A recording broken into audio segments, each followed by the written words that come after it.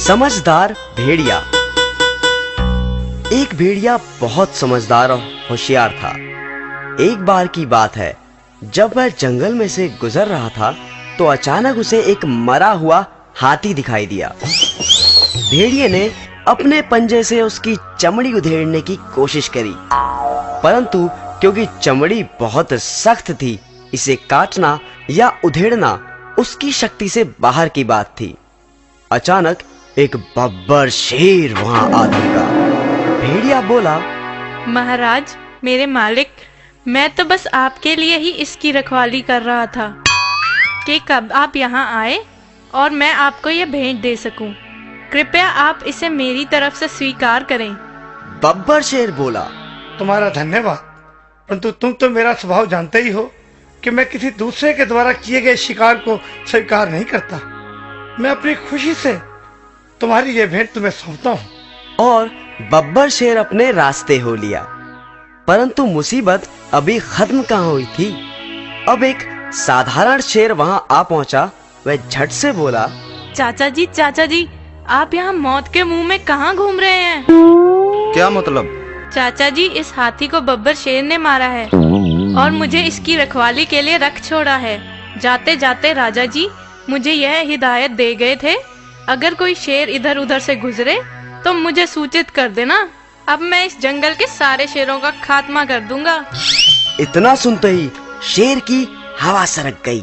उसने कहा, मेरे प्यारे भतीजे, अब तो तुम ही मुझे बचा सकते हो। अगर मेरे बारे में तुम राजा जी को सूचित नहीं करोगे तो मैं बच जाऊंगा। अच्छा, तो मैं खिसकता हूँ। यह कहते हुए शेर रफू चक्कर हो गया। उसके जाने भर की देर थी कि एक चीता वहां आन पड़ा। भेड़िए ने मन ही मन सोचा कि इसके दांत बड़े नुकीले हैं, क्यों ना हाथी की चमड़ी इसी से कटवा लूं।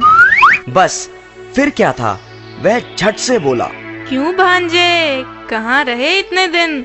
बड़े समय से नजर नहीं आए। और क्या बात, बड़े कमजोर और भूखे लग रहे हो। देखो, यह जो हाथी है इसे बब्बर शेर ने मारा है। मुझे इसका ध्यान रखने के लिए कहा गया है। परंतु यदि तुम इस हाथी का स्वादिष्ट मांस खाना चाहते हो तो जल्दी से इसमें से चीर कर खा जाओ। परंतु जल्दी करना, कहीं राजा जी ना आ जाएं।